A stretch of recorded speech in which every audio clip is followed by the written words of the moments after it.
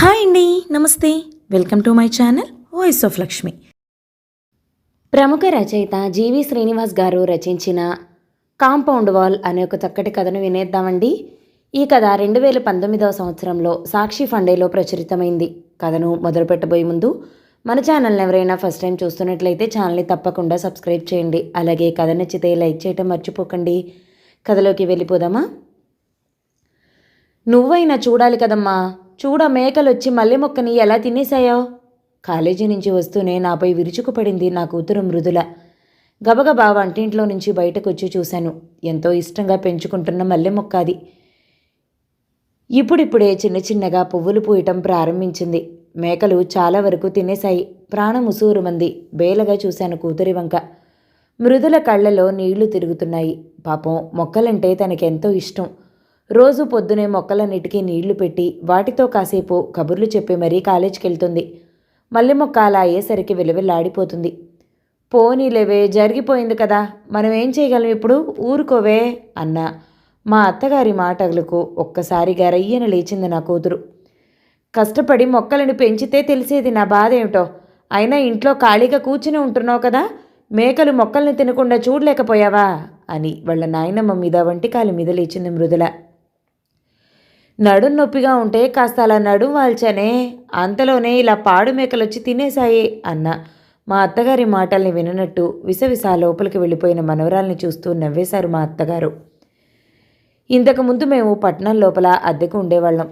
అది ఇల్లు అనే కంటే కూడా క్లోజ్డ్ బాక్స్ అంటే కరెక్టేమో. అసలు గాలి ఆడని చిన్న గదుల ఇల్లు అది. ఆ మాత్రం దొరకడమే పట్నంలో ఎక్కువ. మా వారి చిన్నప్పుడే మా మామయ్య గారు కాలం ధర్మం చెందితే మా అత్తగారు ఆ పని ఈ పని చేసి ఒకగానొక కొడుకుని చదివించి ప్రయోజకుణ్ణి చేశారు.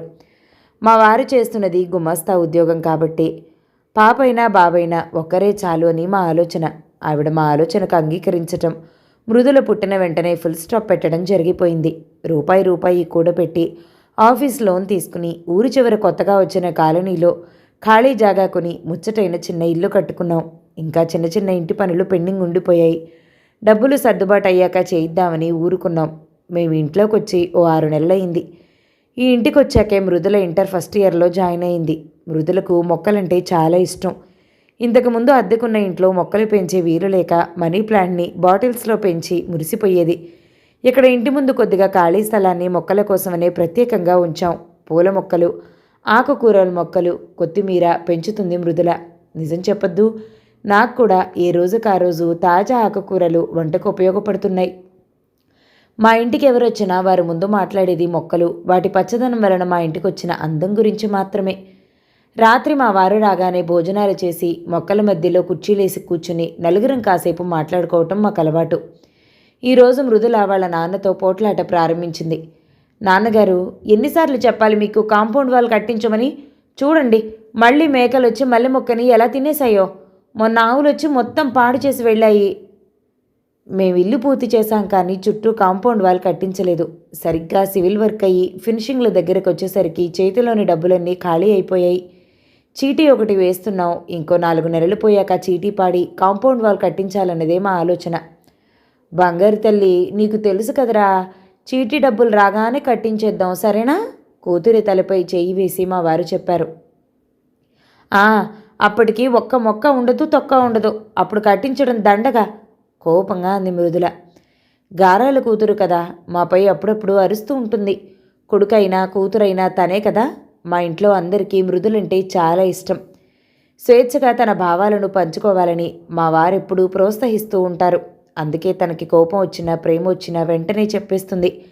అది కాదురా, అర్థం చేసుకో. ఈ 4 నెలలు మన ఇంటి చుట్టూ ముళ్లతో కంచె వేయించేదా? కాస్త అడ్డుగా ఉంటుంది, పశువులు రాకుండా. వద్దు నాన్నగారు, మన ఇంటి అందం పోతుంది. గాలి వర్షం వచ్చినప్పుడు ముళ్ళన్నీ మన ఇంటి ముందు చేరి మనకే గుచ్చుకుంటాయి, మనకే ఇబ్బంది. ఏదోలా కాంపౌండ్ వాల్ కట్టించండి నాన్నగారు, గారాలు పోతూ అడిగింది. మృదులకి తెలుసు వాళ్ళ నాన్నని ఎలా కాకాపట్టాలో. చూద్దాంలేరా, సరేనా? వెళ్ళి చదువుకో బంగారం అంటూ మా వారు తెలివిగా చర్చకు ఫుల్ స్టాప్ పెట్టేశారు. మా అత్తగారు నవ్వుతూ తండ్రి కూతుళ్ళ సంభాషణ విని, పడుకోండి, మళ్ళా పొద్దుట నువ్వు ఆఫీస్కి వెళ్ళాలాయే అంటూ కొడుకుకి చెప్పి నిద్రపోవటానికి తన గదిలోకి నడిచారు. సరే బాయ్. మృదుల గొంతు విని గబగబా బయటకొచ్చి చూశాను. ఎవరో కుర్రాడు మృదులతో పాటు మా ఇంటి దగ్గరకొచ్చి వెళ్ళిపోతూ కనిపించాడు. వాకిట్లో కూర్చుని తడిబియ్యం ఆరపెడుతున్న మా అత్తగారు, ఎవరయ్యా కుర్రాడు అని అడిగారు మనవరాల్ని. మా కాలేజీలో సీనియర్ నాని. మన కాలనీలో ఎప్పుడూ చూసినట్లు లేదే, వాళ్ళ ఇల్లెక్కడా? మన కాలనీ కాదు నాని, కాలేజ్ అయిపోయాక దారిలో కలిసి మీ ఇంటి వైపు చిన్న పనుంది అంటూ మాట్లాడుతూ వచ్చాడు. భలే సరదాగా మాట్లాడతాడు.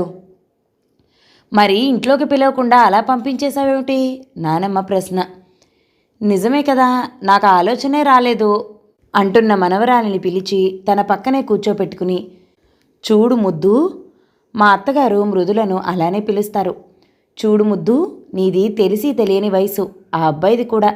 నీతో మాట్లాడాలనే ఉద్దేశంతోనే ఏదో వంక చెప్పి మన ఇంటి వరకు నీతో పాటు వచ్చాడు. నువ్వొకసారి ఆలోచించు, మీ ఇద్దరికీ ఇంతకుముందు పరిచయం కూడా లేదు. మీరు మాట్లాడిన మాటలలో మీ చదువుకి సంబంధించింది కానీ మీకు ఉపయోగపడే మాటలేమైనా ఉన్నాయేమో చూడు. స్నేహం చేయడం ఎప్పుడూ తప్పు కాదు.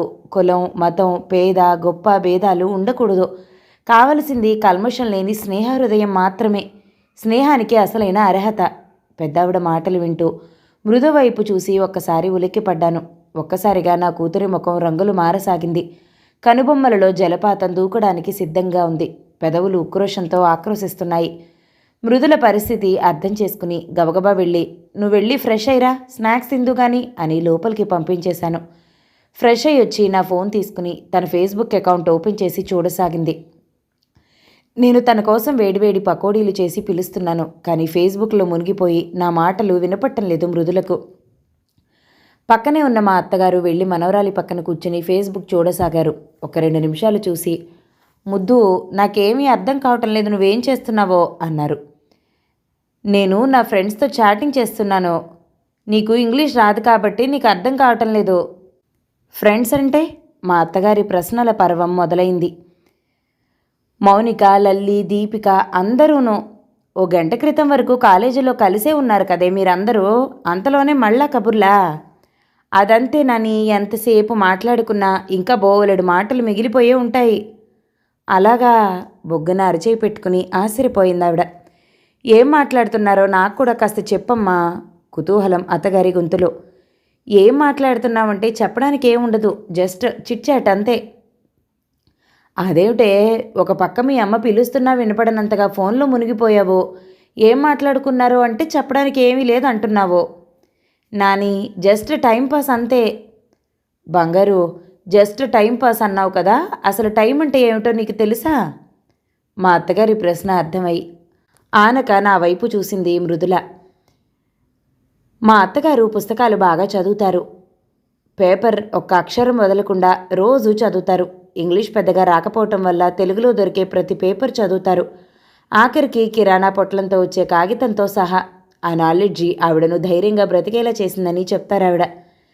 టైం అంటే టైం అన్న మనవరాలి సమాధానానికి నవ్వి, భగవంతుడు ప్రతిరోజు ఉదయం మనకు 86,400 రూపాయలు ఇస్తాడు. మనం ఆ సంపదని మరుసటి రోజు ఉదయానికి పూర్తిగా ఖర్చు పెట్టాలి. బ్యాలెన్స్ ఉంచుకోవాలన్నా కుదరదు. మరుసటి రోజు ఉదయం మళ్ళా 86,400 రూపాయలు ఇస్తాడు. అయితే ఆ సంపదని ఎంత చక్కగా సద్వినియోగంగా ఖర్చు పెట్టామన్న దానిపై మన భవిష్యత్తు ఆధారపడి ఉంటుంది. మంచిగా ఖర్చు చేస్తే మన బ్రతుకు బంగారం అవుతుంది. వృధాగా ఖర్చు చేస్తే చాలా ఇబ్బందులను ఎదుర్కోవాల్సి వస్తుంది. నాని, ఆ 80,400 రూపాయలే ఎందుకు ఇస్తాడు దేవుడు? ఏం రౌండ్ ఫిగర్ ఇవ్వచ్చు కదా? మా అత్తగారి సమాధానం కోసం నేను కూడా ఆసక్తిగా చూడసాగాను. పిచ్చి పిల్ల, 86,400 రూపాయలంటే ఒక రోజుకు ఉన్న సెకండ్లు. నిమిషానికి 60 సెకండ్లు కదా, అంటే గంటకు 3,600 సెకండ్లు. రోజుకి 24 గంటలు కనుక రోజు మొత్తంలో మనకి 86,400 సెకండ్లు అన్నమాట. టైంని వృధాగా ఖర్చు చేయకుండా చక్కగా వినియోగించుకుంటే మనకెంతో లాభం అని చక్కగా వివరించారావిడ. కానీ నా కూతురి ముఖం మాడిపోయింది. అయితే నేనిప్పుడు టైం వేస్ట్ చేస్తున్నానా? ఒక్కసారిగా ఆవేశం వచ్చేసింది మా చిట్టి తల్లికి. అలా అని నేను అనలేదు కదా, కేవలం విషయం చెప్పాను. అది కూడా ఈరోజే పేపర్లో చదివా, నీకు చెప్పా.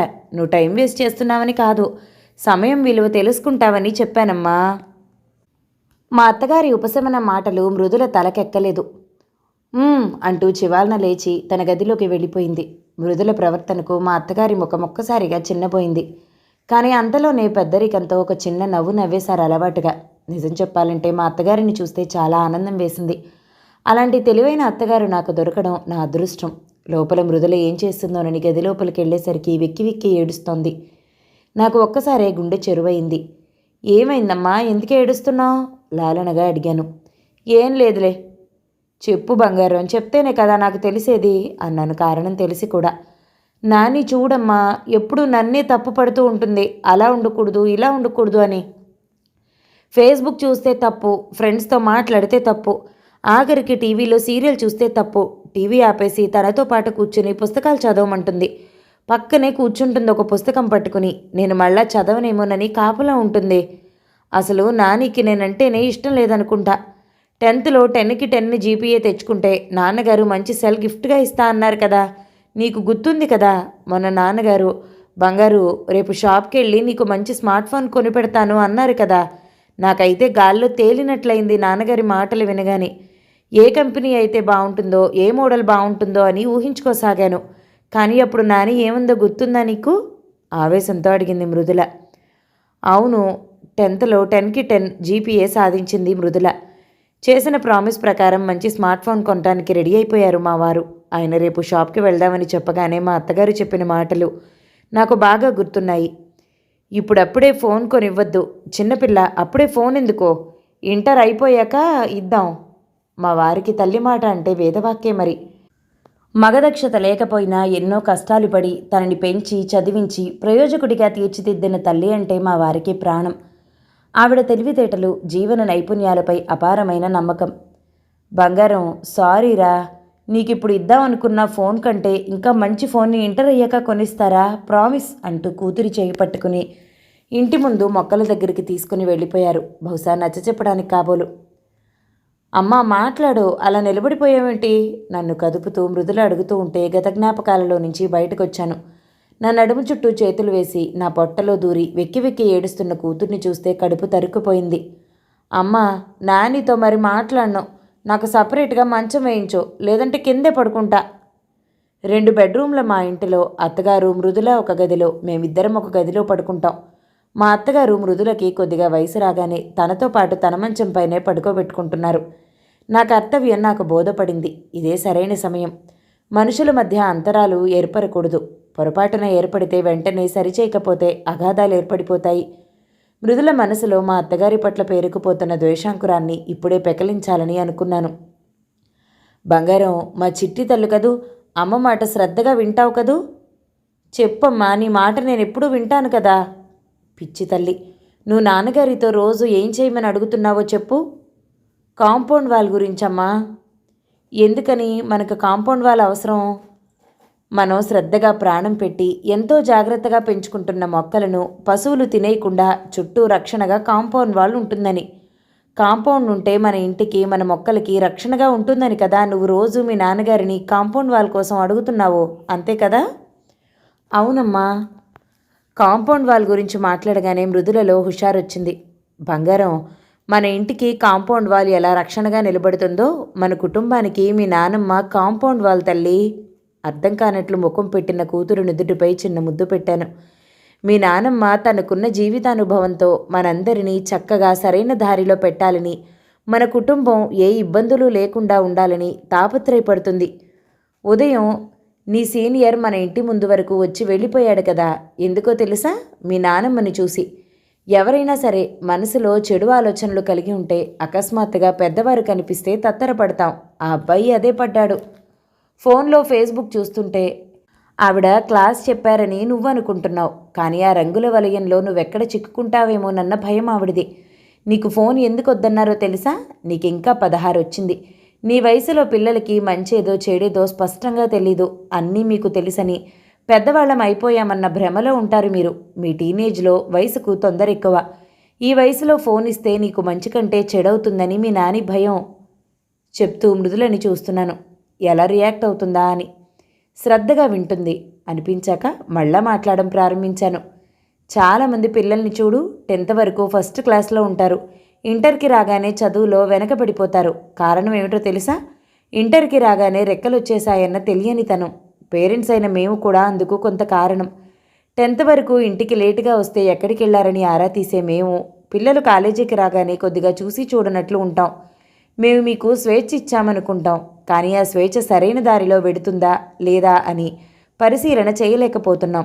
ఒక సెల్ ఫోన్, ఇంటర్నెట్, సరికొత్త స్నేహాలు మీ ప్రగతికి ఉపయోగపడకుండా ఇప్పుడిప్పుడే వికసిస్తున్న మీ మెదడును పాడు చేస్తున్నాయి.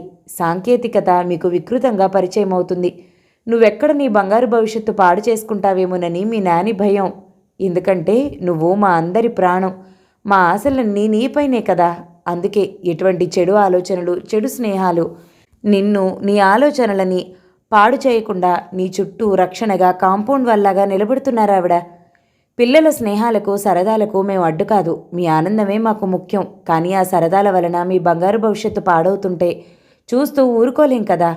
ప్రతి ఇంటికి కాంపౌండ్ వాల్ ఎలా ఉండాలో అలాగే ప్రతి ఇంట్లో ఒక పెద్దవాళ్ళు ఉండాలి. వాళ్ళ జీవితానుభవాలకు, వారి సలహాలకు విలువనివ్వాలి. ఆ పెద్దవారే అసలైన కాంపౌండ్ వాళ్ళ ఆ కుటుంబానికి. నా మాటలు వింటున్న మృదుల కళ్ళల్లో పశ్చాత్తాపం కనపడింది. వెంటనే పరుగు పరుగున వెళ్ళి బయట మొక్కల మధ్య వాలుకుర్చీలో కూర్చుని ఉన్న తన నాయనమ్మ దగ్గర చేరి మెడ చుట్టూ చేతులు వేస్తూ ఐ లవ్ యూ నాని అంది. లోపల ఏం జరుగుంటుందో ఊహించగలిగిన మా అత్తగారు చిరునవ్వుతో మృదుల నుదుటిపై ముద్దు పెట్టి మా బంగారు తల్లి అని దీవించారు. కిలకిలా నవ్వింది మా గారాల తల్లి. కథ సమాప్తం. ఈ కథ గనక మీకు నచ్చినట్లయితే లైక్ చేయండి, షేర్ చేయండి, మంచి కామెంట్ చేయండి. మన ఛానల్ని తప్పకుండా సబ్స్క్రైబ్ చేయండి. మరో మంచి కథతో మళ్ళీ కలుద్దాం. అంతవరకు సెలవు మరి. Thank you so much for watching. నమస్తే.